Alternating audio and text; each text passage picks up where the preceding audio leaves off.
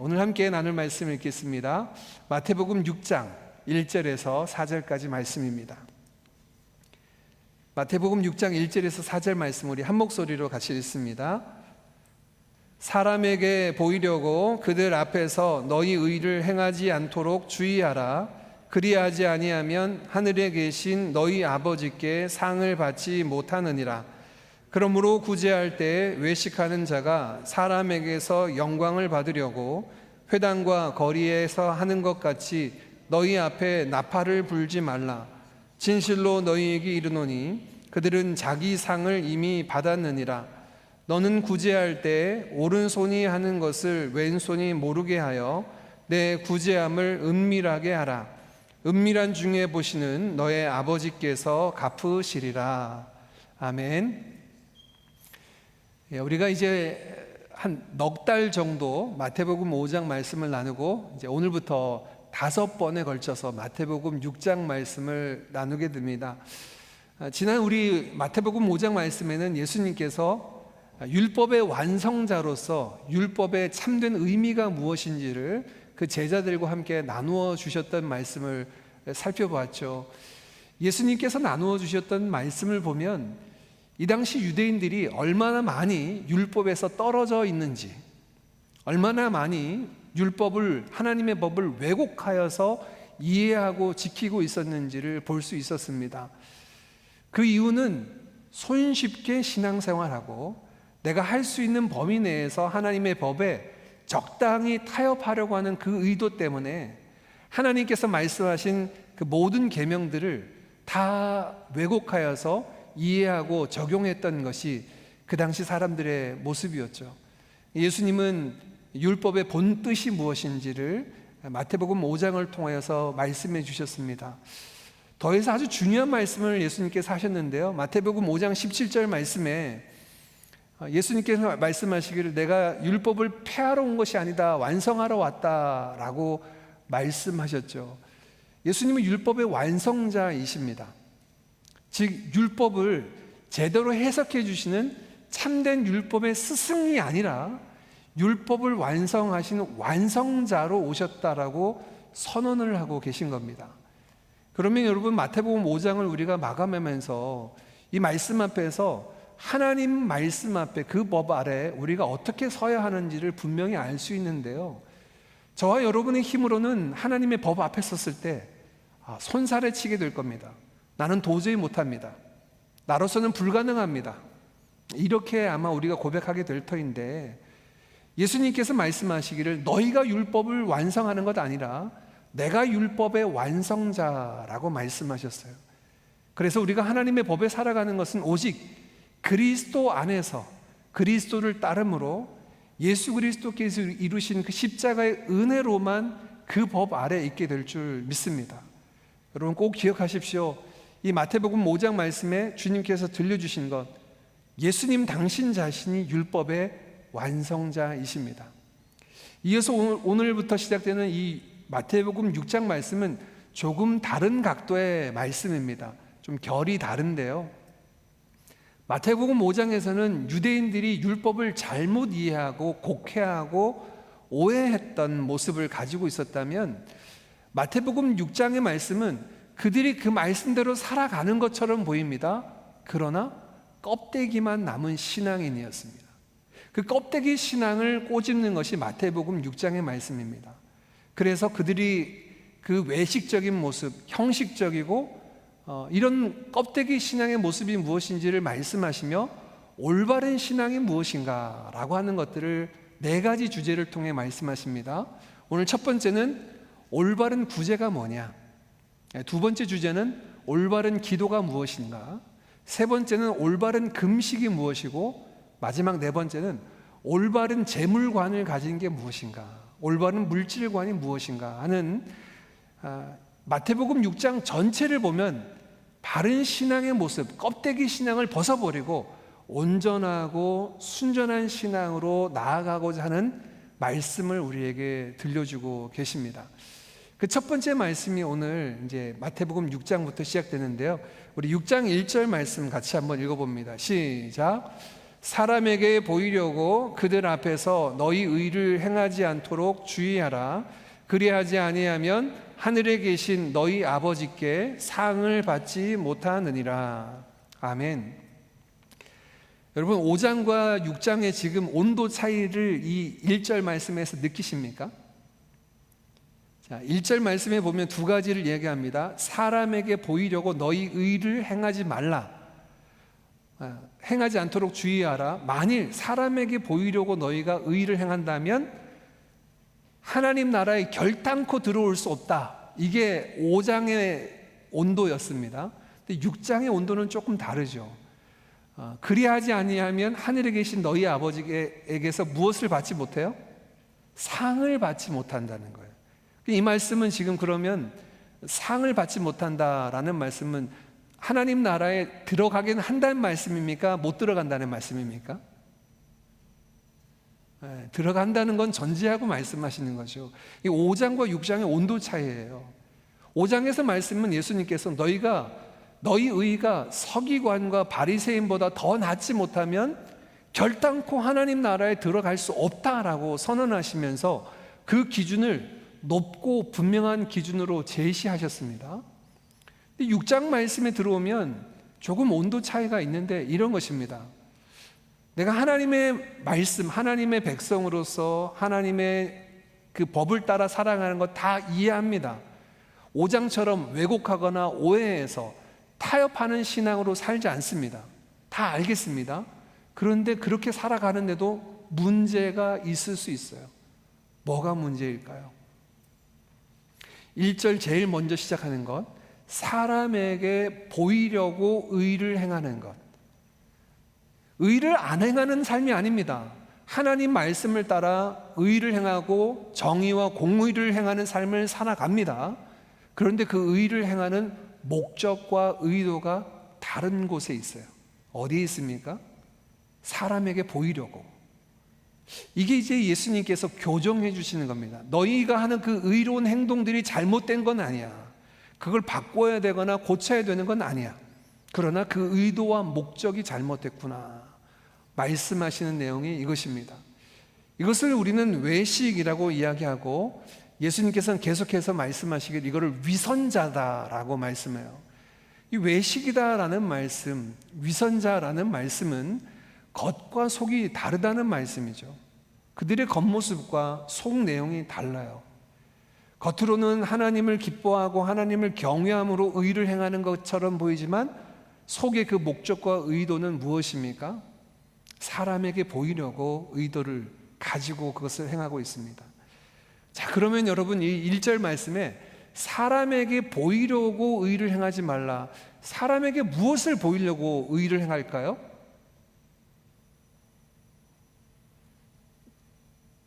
점심에 꿀을 드셨습니까? 사람에게 무엇을 보이려고 뭘 보이려고 의를 행할까요? 자기 자신, 그죠? 나의 수준이, 내 영적인 수준이 이 정도야 라고 보여주기 위해서 자기 자신을 나타내고 그 모든 것들의 영광을, 칭찬을 자기가 취하고 싶은 마음, 이게 사람에게 보이려고 하는, 무엇을 보이려고 하냐면 자기 자신을 보여주고 싶은 거예요. 내 영적인 수준을 보여주고 싶습니다. 내가 얼마만큼 착하고, 내가 얼마만큼 정직하고, 내가 얼마만큼 선한지 여부를 다른 사람한테 자랑하고 싶은 거예요. 이것이 사람에게 보이려고 의를 행하는 것에 관한 말씀입니다. 유대인들을 보면 좀 전에 제가 말씀드렸던 것처럼 이 마태복음 6장에 등장하는 예수님께서 말씀하신 이 내용이요, 구제하는 것, 기도하는 것, 금식하는 것, 그리고 네 번째 예수님께서 물질관을 얘기하는데 11조 드리는 것, 이 네 가지 모습이 유대인들에게는 경건의 기준점이었습니다. 이 사람이 정말 경건한 삶을 살아가는가 라고 할 때 무엇을 보고 알 수 있냐면 구제하느냐, 기도하느냐, 금식하느냐, 물질을 가지고 11조 하느냐, 뭐 이런 물질관에 관한 내용을 가지고 그 사람의 경건을 측정했습니다. 예수님께서 그것 하나하나를 지금 이야기하시면서 올바르게 구제하는 게 뭐냐 말씀해 주시는데, 사실 이 말씀은 우리 기독교 안에만 있는 말씀은 아닙니다. 비슷하게 따라하는 종교가 있어요. 이슬람입니다. 이슬람은 주후 610년경에 마호메트 또는 무함마드라고 불려지는 사람에 의해서 창시되었습니다.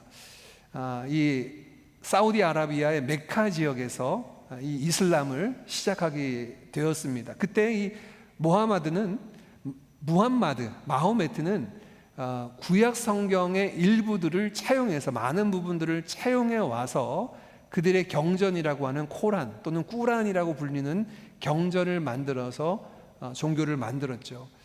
이 이슬람 종교에는 그들의 신앙을 바치는 5가지 기둥이라고 불려지는 게 있습니다. 그래서 무슬림들은 반드시 5가지를 해야 됩니다. 그 첫 번째가 신앙 고백입니다.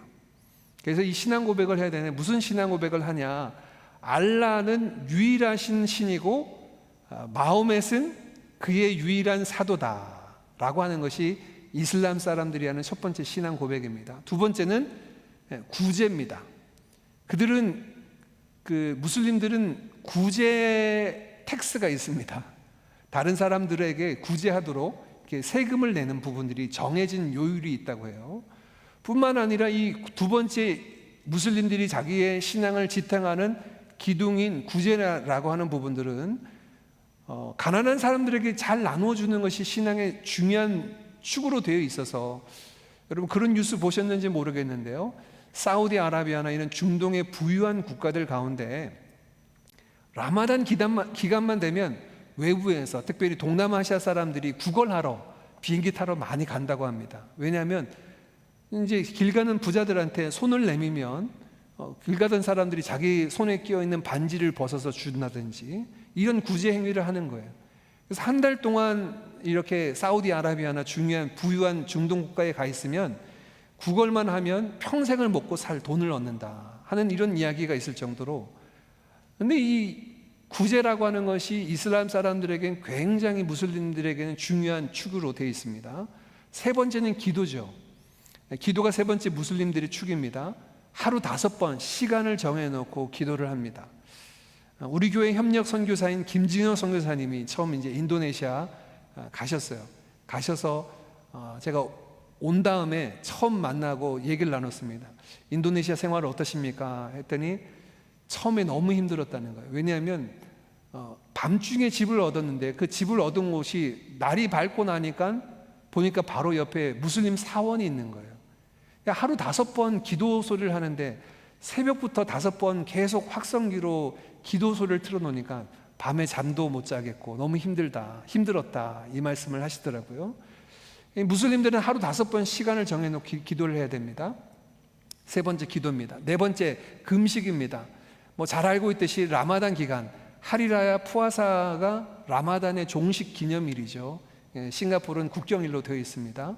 이 라마단 1년에 한 달 동안은 금식해야 되는 것이 무슬림의 신앙의 원칙입니다. 마지막 5번째 하지입니다. 우리 싱가포르 국경일로는 하리라야 하지라고 되어 있는데, 이 하지는 사우디아라비아의 메카에 가서 평생에 한 번 메카에 있는 곳에 성지 순례를 해야 되는 것. 이 5가지가 이슬람의 중요한 신앙의 기둥들이라고 이렇게 부르고 그들은 지키고 있습니다.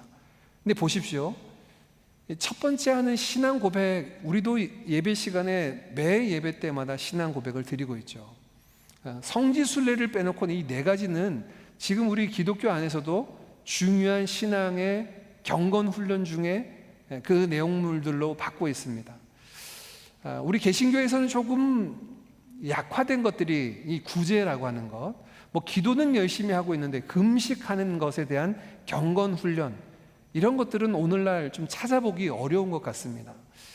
제가 한국에서 사역할 때 온누리 교회에서 샤이닝 글로리라고 하는 영성 프로그램을 한 적이 있었습니다. 지금은 하는지 잘 모르겠어요.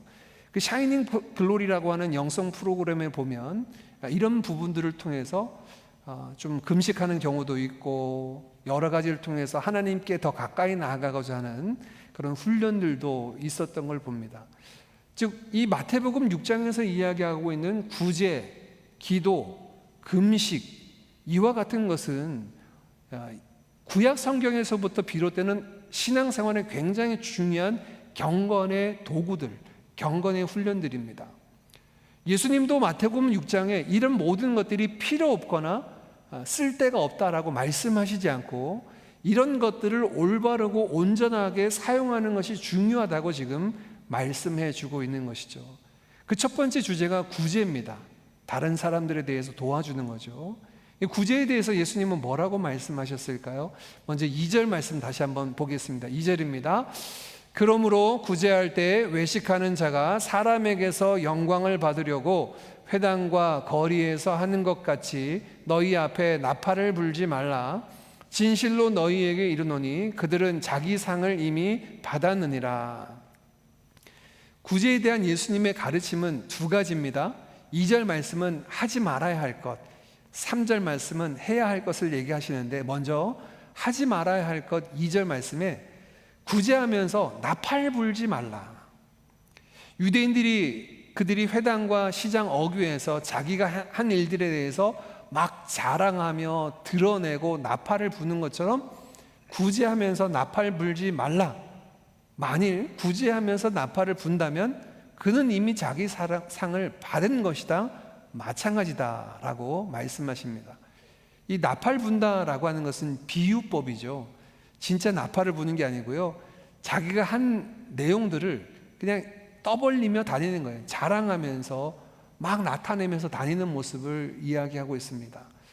구제하는 것을 드러내지 말라는 말씀이에요. 자, 그러면 여러분, 우리 2절 말씀을 보면서 한 가지 여러분에게 질문을 드려볼게요. 하나님은 왜 우리에게 그러면 구제하게 하셨을까요? 어려운 이웃들, 가난한 이웃들을 왜 돕는 이 구제를 우리에게 명하셨을까요? 오늘 예수님의 말씀에 보면 구제를 해야 된다라고 그 이유에 대해서 말씀하시지 않고 구제를 당연히 해야 되는 것으로 전제하고 나서 그 구제를 어떻게 해야 되는지를 설명하고 계신 거예요.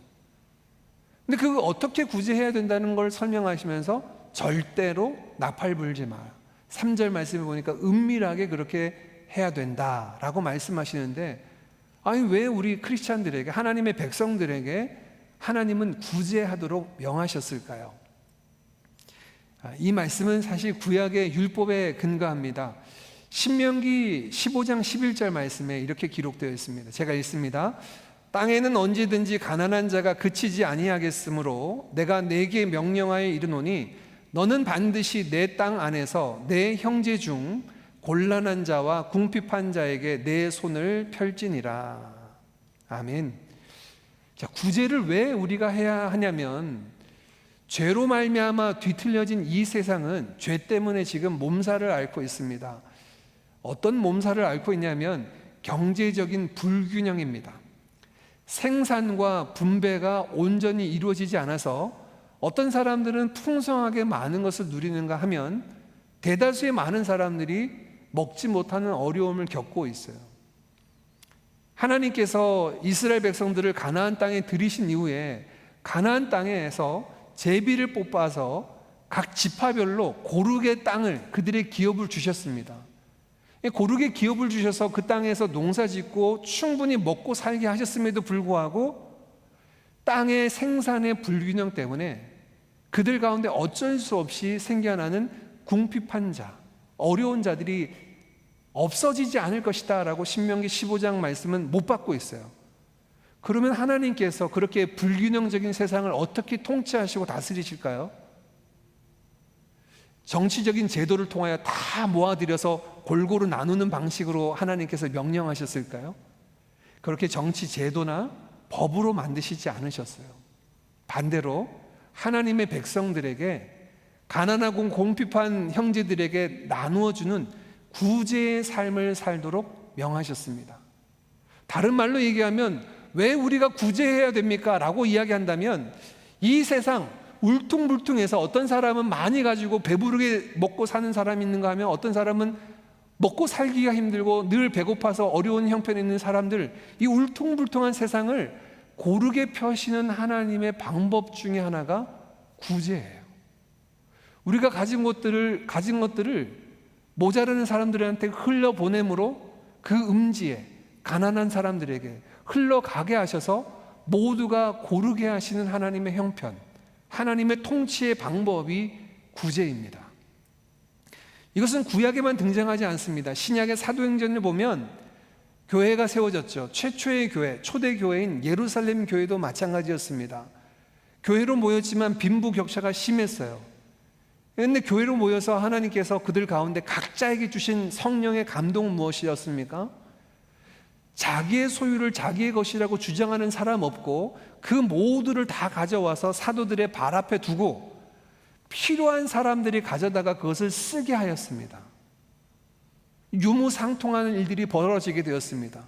그 중에 아나니아와 삽비라 같은 사람들도 자기도 우쭐대며 우리도 그런 구제를 하고 있다라고 하는 것을 보여주고 싶은데 다 드리기는 아깝고, 그래서 하나님을 속이는 일들 때문에 이 아나니아와 삽비라가 죽는 일도 있었지 않습니까?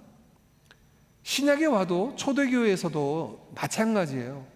교회 안에 이렇게 높고 낮은 사람들이 있는데 경제적으로는 어떤 그 불균형적인 삶이 있는데 하나님은 이 구제라고 하는 것을 통해서 고르게 하셨어요.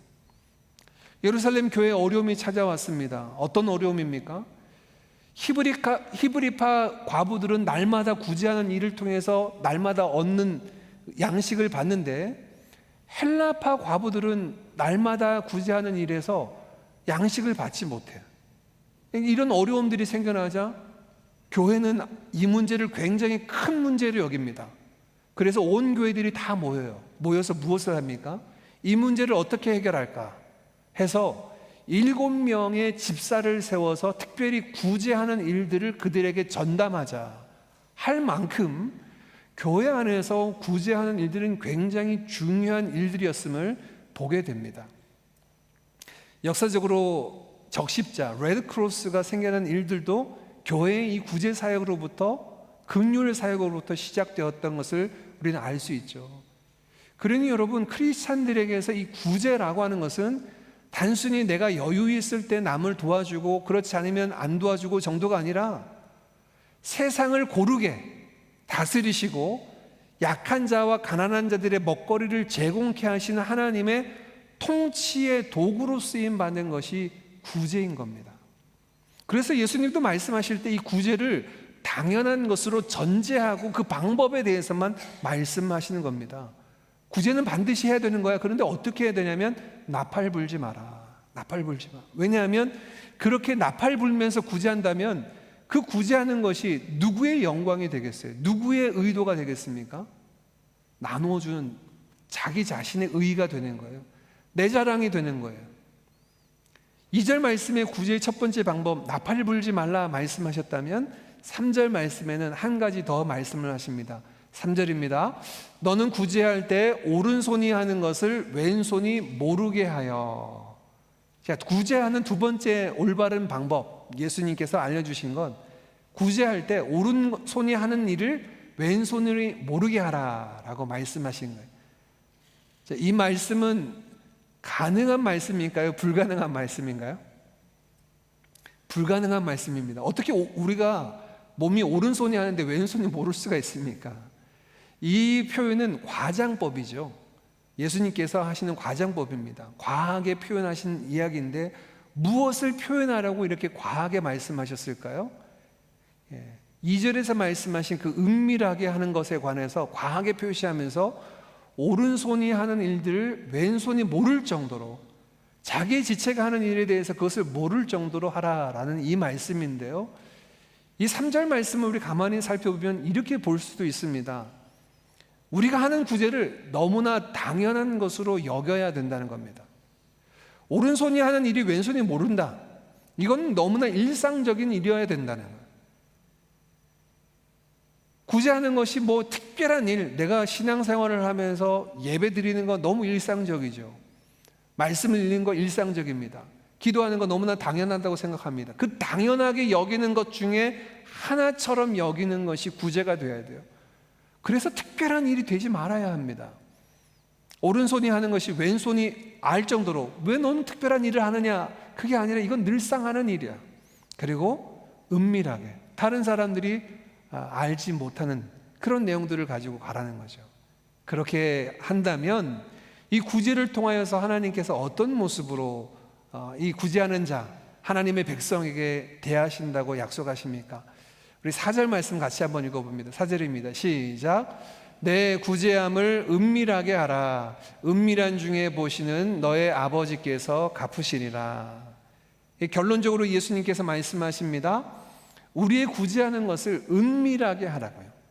보이지 않게, 드러나지 않도록, 나팔 불지 않고 오른손이 하는 일을 왼손이 모를 정도로 그렇게 당연하게 은밀하게 진행을 하라는 거예요.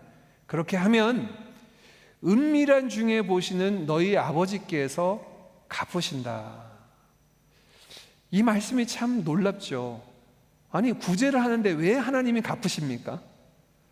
우리가 가난한 사람들에게 나누어주고 흘러보내는, 하나님이 우리에게 베풀어 주신 그 은혜를 흘러보내는 삶을 사는데, 이거에 대한 하나님의 보상이, 하나님의 리액션이 우리 가운데 갚아주시나요? 되갚아주신다는 겁니다. 이 되갚아주신다는 말씀은 마치 구제를 하나님께 드려진 것으로 여기시겠다는 거예요. 가난한 사람들에게, 고아와 과부를 돌아보고 나그네를 선대하는 그 구제하는 삶을 하나님께 대한 것으로 보고 하나님께서 되갚아 주시겠다라고 말씀하시는 거예요. 똑같은 말씀을 예수님께서 한 번 더 하신 적이 있습니다. 마태복음 25장에 보면 예수님께서 세 가지 비유를 통하여서 끝날 심판날의 광경을 우리에게 말씀해 주신 것이 있는데, 그 중에 한 가지가 예수님께서 심판장으로, 재판장으로 오시는 장면이었습니다. 인자가 재판장으로 올 때의 모습을 말씀하시면서 오른편에는 양을, 왼편에는 염소를 나눌 것이다 라고 말씀하시면서, 양과 염소를 나누는 그 기준점이 뭐냐? 예수 잘 믿었느냐? 예배 한 번도 빠지지 않고 게으르지 않고 신앙생활 잘했느냐? 이걸로 말씀하시지 않고 하나님의 말씀이 무엇을 말씀하시냐면, 양쪽에 있는 사람들에게 너희는 내가 배고플 때 먹을 것을 주었고 헐벗었을 때 입을 것을 주었고 옥에 갇혔을 때 와서 위로해 주었구나. 양쪽에 있는 사람들이 이야기합니다. 주님, 우리가 언제 주님께 그렇게 대접했습니까? 예수님의 말씀이 지극히 작은 자 하나에게 대한 것이 곧 내게 대한 것이다. 염소 쪽에 있는 사람들에게 말씀하십니다. 너희는 내가 줄일 때 먹을 것을 주지 않았고 내가 헐벗었을 때 입을 것을 주지 않았고 옥에 갇혔을 때 찾아와서 나를 위로하지 않았구나. 이 염소 쪽에 있는 사람들도 예수님께 여쭙죠. 주님, 언제 주님이 찾아오셔서 우리가 그것을 대접하지 않았습니까? 주님이 찾아오셨다면 우리 분명히 그렇게 예수님을 대접했을 텐데요. 예수님의 대답이 똑같습니다. 지극히 작은 자 하나에게 행하지 않은 것이 곧 내게 대하여 행하지 않은 것이다. 무엇을 보여주시는 겁니까? 오늘 마태복음 6장 4절 말씀, 우리가 가난하고 어려운 자들, 궁핍한 자들을 도와주고 흘러보내는 것을 하나님은 하나님께 대하여 행한 것으로 여기시며 되갚으시겠다 말씀하셨고요. 마태복음 25장 말씀은 그렇게 지극히 작은 자에게 행한 것을 주님께 행한 것으로 받으시겠다고, 믿음의 행위로, 신앙의 고백으로 받으시겠다고 분명히 말씀하셨습니다. 오늘 이 6장 4절 말씀에 은밀한 중에 보시는 내 아버지께서 갚으시리라 말씀해요. 우리가 구제를 할 때요, 야, 이거 내가 구제한다고 해서 누가 알아주냐? 이거 좀 드러나고 그러면 칭찬이라도 얻으면 구제할 맛도 날 텐데, 이거 뭐 알리지도 말고 은밀한 중에 나누라고 하면 이거 아무 소용 없겠다라고 생각하실 수 있겠지만, 예수님 말씀이요, 은밀한 중에 보시는 내 아버지께서, 하나님은 그 은밀한 중에 우리의 모든 것들을 보시는 줄 믿습니다. 그리고 갚아주신다는 거예요. 제가 말씀을 준비하면서 또 이제 다른 목사님들의 이렇게 그 설교를 몇 편을 이제 읽고 들었습니다. 그 중에 이제 한 분의 설교였습니다. 예수님의 말씀을 이렇게 보면서 우리는 사실 이 예수님의 말씀의 경제까지 도달하기도 어려운 상태다. 지금 우리의 상태는 구제를 해야 되냐 말아야 되냐, 이거를 논하는 아주 기본적인 상태에 있지, 구제를 어떻게 해야 되느냐는 그 다음 차후의 문제인데, 예수님이 이것을 너무 전제하고 크리스찬들에게, 예수의 제자된 자들에게 구제는 당연한 거야 라고 전제하고 말씀하시는데, 사실 우리의 지금 현 주소는 이거 구제할 수 있을까? 구제하기 힘든데, 다른 사람을 도와주는 거 이거 참 괴로운 일인데, 이런 망설임 가운데 있는 게 현실이다, 이런 이제 설교를 하시더라고요. 맞죠. 그게 우리의 고민이죠. 오늘 예수님이 들려주신 이 말씀이 살갑게 우리에게 다가오지 않는 이유는 구제를 어떻게 할까에 고민을 해본 적이 없으니까. 구제를 해야 되냐 말아야 되냐 이 망설임 가운데만 여전히 있다 보니까 예수님이 말씀하시는 구제를 어떻게 해야 되느냐는 말씀은 우리 이야기로 다가오지 않는 것 같아요. 왜 그런 모습이 있을까요? 왜 우리는 당연하게 구제해야 된다라고 말씀하시는 이 성경 말씀을 어렵게 힘들게 받아들일까요? 왜냐하면 이 구제라고 하는 것이 내가 가지고 있는 것에 마이너스로 다른 사람들에게 나누어 줘야 되기 때문에 내 소유의 마이너스라고 생각해요. 그러다 보니 지금 내가 가진 것으로도 우리 가족 살아가기 힘든데, 특별히 싱가포르 물가가 얼마나 여러분 살인적입니까? 이곳에서 우리 가족 살아가기도 너무 힘든데 남들 도와준다는 게 이게 과연 가능해? 어렵다, 이렇게 생각하죠. 그런데 여러분, 오늘 마지막 예수님께서 들려주신 이 말씀이 우리에게 도전이 되고 약속이 됩니다. 무슨 약속입니까? 은밀한 중에 보시는 내 아버지께서 갚아주신다는 거예요. 나는 이 구제하는 것을 마이너스라고 생각했어요. 내가 가진 것에 그냥 있는 것들을 나눠주고 마이너스 되는 것으로 생각했는데, 예수님께서 말씀하시기를 너의 아버지께서 갚아주신다라는 말씀을 하시는 거예요. 그리고 이 말씀에 대한 분명한 풀이가 누가복음 6장 38절에 이렇게 기록되어 있습니다. 우리 같이 한번 읽어봅니다. 시작. 주라, 그리하면 너희에게 줄 것이니 곧 후히 되어 누르고 흔들어 넘치도록 하여 너희에게 안겨주리라. 너희가 헤아리는 그 헤아림으로 너희도 헤아림을 도로 받을 것이니라. 아멘. 예수님께서 누가복음 이 6장 38절에 뭐라고 말씀하시냐면 주라는 거예요. 이거는 다른 사람에게 나눠주라는 거예요. 구제하라는 겁니다. 어려운 형편에 있는 사람들, 고아와 나그네와 이런 자들을 돌보라는 겁니다. 주면 어떻게 한다고요?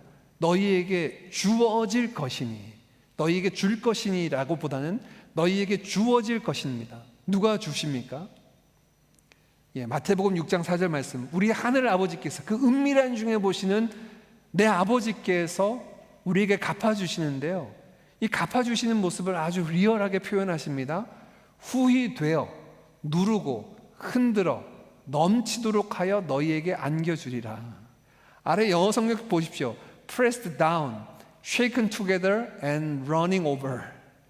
이게 지금 예수님께서 어떤 걸 표현해 주고 싶으냐면, 우리가 다른 사람들에게 나누어 주면 하나님께서 우리에게 되갚아 주신다라고 말씀해 주셨는데, 되갚아 주시는 하나님이 어떤 식으로 되갚아 주시는 것을 말씀해 보여주는 건데요, 후히 되어 흔들어 넘치도록 하여 너희에게 안겨주겠다는 거예요. 제가 이제 시골에서 자랐지 않습니까? 시골에 이제 장날이 되면 시골에 가끔 저희 어머니랑 장 보러 나간 적이 있습니다. 시장에 가면 싸전이 있어요. 이런 곡식을 파는 데가 있는데 되로 되어서 팔죠. 이 되로 되어서 팝니다. 이렇게 이제 어머니는 많이 뜨기를 원하는데 이게 그 주인들은 어떻게 합니까? 위를 싹 깎잖아요. 그럼 싹 깎으면 어떻게 합니까? 더 달라고 좀 되를 흔들면 좀 내려갑니다. 흔들면 좀 내려가죠. 근데 지금 하나님은 우리에게 인색하게 되갚아 주신다는 게 아니에요. 후히 되다라고 할 때 이 measuring, 그 후히 그 되박으로 크게 떠서요 주시는데, 이것도 모자라요 하나님은. 그래서 press down, 흔듭니다. 그리고 running over, 넘치도록 하여, 그냥 흔들 정도로만 아니고 이게 다 옆으로 흘러 넘칠 정도로, running over 될 정도로 우리에게 안겨주겠다는 거예요. 어떤 자에게? 나눠주는 자에게. 세상을 고르게 공평하게 모든 사람들의 그 부분 필요들을 채워가시는 하나님의 통치의 방식은 법을 통하여, 제도를 통하여 하시겠다 하시지 않고요, 믿는 하나님의 백성들의 그 손길을 통하여 하나님이 베풀어 주신 그 은혜의 나눔을 통하여서 모든 자들의 그 고른 삶을 책임지시겠다는 것이 하나님의 방법입니다. 그런데 그러면 어떻게 내가 살아갈 수 있을까? 염려되십니까? 걱정되십니까? 하나님의 약속의 말씀을 붙잡으십시오. 하나님이 약속하셨잖아요. 은밀한 중에 보시는 너희 아버지께서 되갚아 주신다는 거예요. 그러니 여러분, 이렇게 이해하셔야 됩니다. 구제는 마이너스가 아닙니다. 내가 남을 돕는 삶은 플러스입니다. 어떤 플러스입니까? 다른 이의 부족한 것들을 채우는 플러스의 삶이고, 우리 자신도 우리의 삶을 넘치도록 채우시는 하나님의 풍성함을 누리는 플러스의 삶이 될 줄 믿습니다. 구제, 여러분 기억하십시오. 오늘 예수님께서 말씀하신 이 구제의 삶, 크리스찬들에게는 너무 당연해서 예수님께서 그것에 대해서 왜 해야 되는지 이유를 달지 않았어요. 어떻게 해야 하는지만 말씀해 주셨습니다. 그것이 우리의 영광과 우리의 자랑이 아니라 하나님의 은혜요, 하나님의 통치의 방식이 되도록 은밀하게 그 일을 감당하라 말씀하십니다. 은밀한 중에 보시는 하나님께서 갚아주시겠다 말씀해 주세요. 두려움 맙시다. 염려 맙시다. 우리 통장에 잔고가 마이너스 되는 것 때문에 주춤주춤하지 말고 말씀 앞에 한번 정직히 서봤으면 좋겠습니다. 신앙생활 그렇게 해야 되지 않습니까? 그 말씀이 정말 우리의 삶 속에 그대로 이루어진다는 걸 체험하는 게 신앙생활 아닙니까? 하나님께서 주시는 대로 내게 베풀어 주시는 것들을 가지고 은혜의 나눔을 통하여 우리 모두를 풍성하게 채우시는 그 하나님의 은혜의 자리로, 플러스의 자리로 나아갈 수 있기를 원합니다. 우리 하나님의 마음을 품고 함께 찬양하며 나아가겠습니다.